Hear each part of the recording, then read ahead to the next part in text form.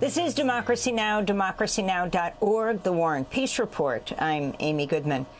On this Earth Day, we're continuing our look at community resistance to the construction of AI data centers. We go now from the state of Maine, which just passed a statewide moratorium on the construction of new data centers, to the city of Memphis, Tennessee.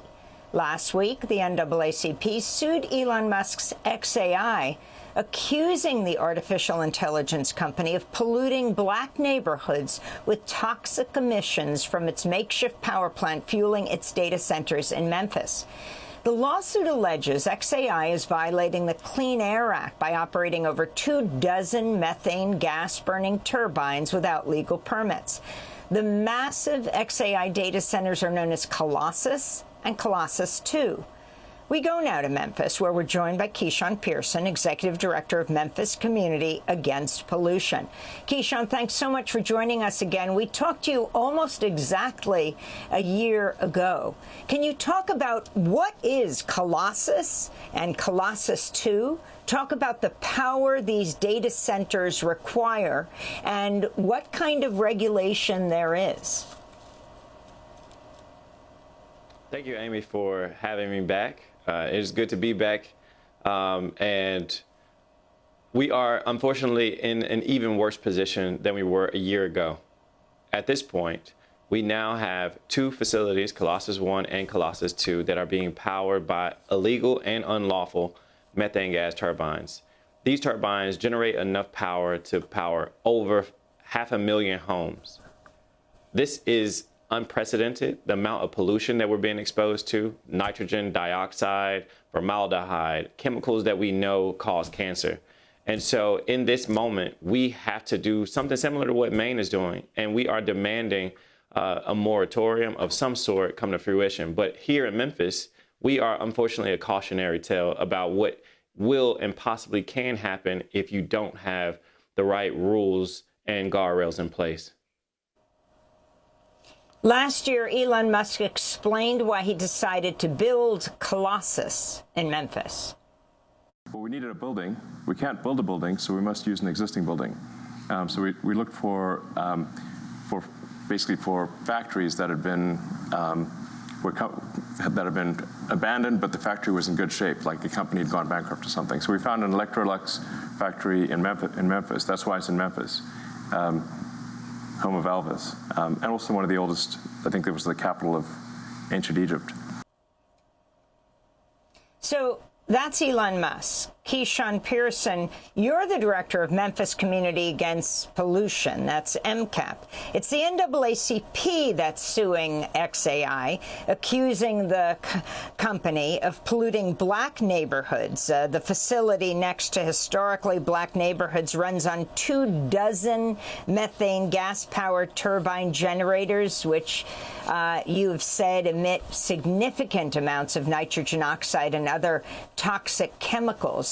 Talk about what Elon Musk has said and why you think that this is particularly hurting black communities. What Elon Musk said is basically smoke and mirrors, because what we know is that Southwest Memphis continues to be targeted.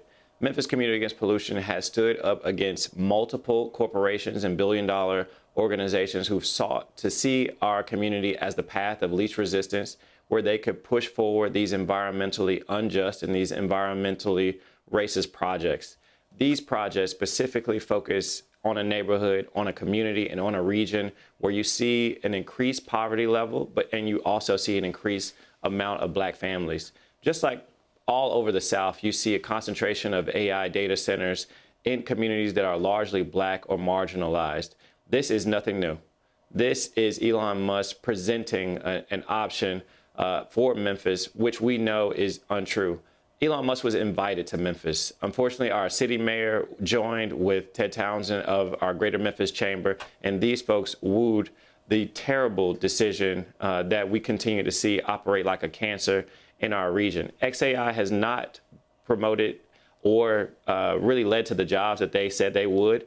They have not been in communication with the community in any significant way. But what they have done is continue to pollute our air, to do it unlawfully and illegally, and not include even our government officials. We are in a place now where we are literally worse off than we have ever been. XAI continues to pollute at a level even higher than our Memphis International Airport. This has been terrible for our region, and it's terrible for our future because our community is going to continue to suffer. Our children have the highest rate of ER visits for respiratory illnesses and issues in the state of Tennessee, and it's only going to continue to get worse. Elon Musk claims he chose the former Electrolux building in Memphis because he wanted to expedite his AI applications using an abandoned building instead of a new one. What was Electrolux previously?